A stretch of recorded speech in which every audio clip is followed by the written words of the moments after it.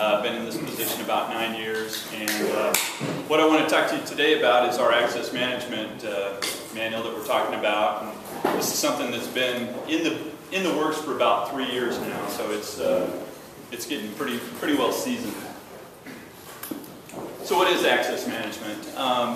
Basically what we're trying to do with access management is to control how traffic gets onto and off of the streets. Basically what we're trying to do for the most part is maintain the safety and the efficiency of our streets to keep traffic moving. So why do we need access management?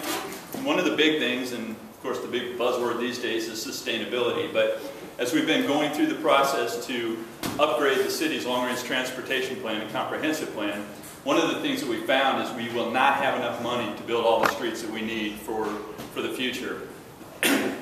So one of the things that we need to do is make sure that the streets we do build and those that are already existing can handle as much traffic as possible, and that's one of the ways where this comes in. Another big thing is in safety. And if you think about it, if all the cars are moving down the street at the same speed, you don't have any problems, right? There's no crashes, nothing like that happens. So when you start introducing those folks that are slowing down, stopping, those sorts of things, that's when you start having crashes in the streets. So one of the things that we're trying to do with this policy is to minimize the amount of speed differential that's occurring out there on the streets. Efficiency, that kind of goes back with the sustainability in looking at being able to move cars as efficiently as we can up and down the streets. And then economic vitality is kind of the fourth point of this. And one of the things I often hear is that, you know, putting this into place is going to kill business. But I would kind of beg to differ, because there's been a lot of studies done around the country that have shown that if done properly, actually this can help the economic situation. It's a little hard to understand, but it's really washed out up here. If you think about it, when you are going out, let's say going out to eat or going to get gas or groceries, you're generally going to drive a specific amount to get to that. And generally you don't look at how far in miles that is, you look at how far in time that is.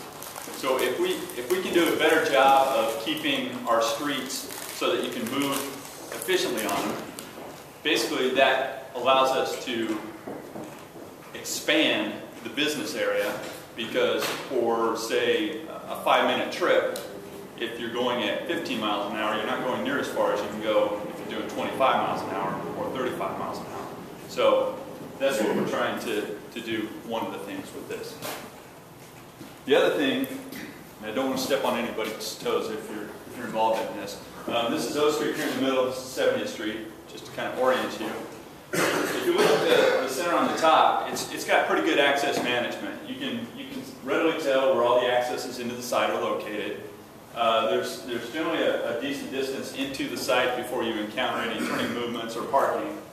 And so that's probably a fairly good example of access management.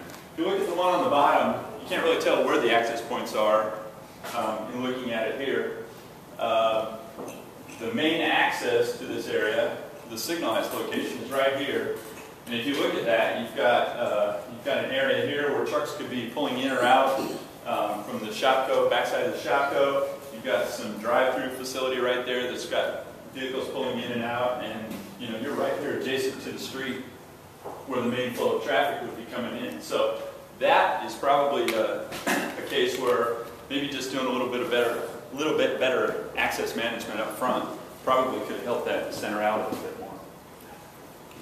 So how do we manage access? And it is kind of like the boxing referee, because I'm the one side and I say, you know, I want to minimize access as much as possible, and of course the developer always comes in on the other side and says, no, we need as many driveways as we can get.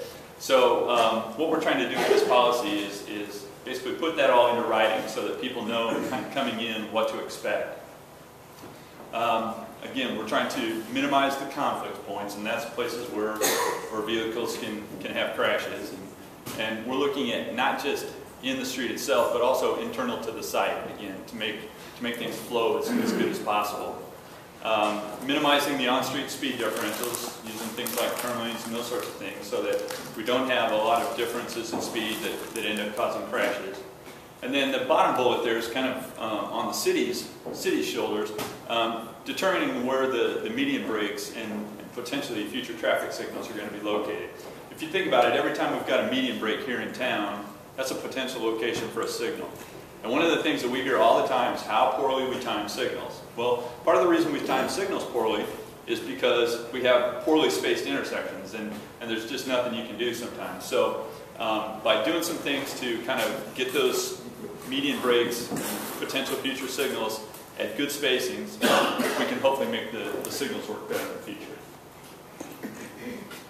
Basically what this policy does, it breaks streets down into 5 different categories. And those that you see at the top are the ones that are primarily used for moving traffic. As you go down the list, they become used more for providing access to businesses and residents. So kind of the minor arterials in the middle are kind of a mixture then of both, providing access and moving traffic. This is a map that we're proposing for this policy. Well, they're really washing out. They kind of look yellow here. Those are the expressways and freeways. The red lines are the major arterials. Green lines are the minor arterials. The blue lines are collectors, and then the stuff that you can't even see now is the residential streets. Usually what we would like to see is the red lines, the major arterials. We'd like to see those about 2 miles apart. That's the best way for moving traffic. But as you can see, here in the center of town, we really don't have many of those red lines.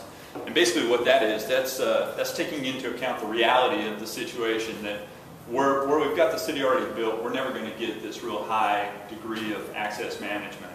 And so we've gone to a lower standard, realizing even that's going to be difficult to maintain, but we'll keep working on things like that.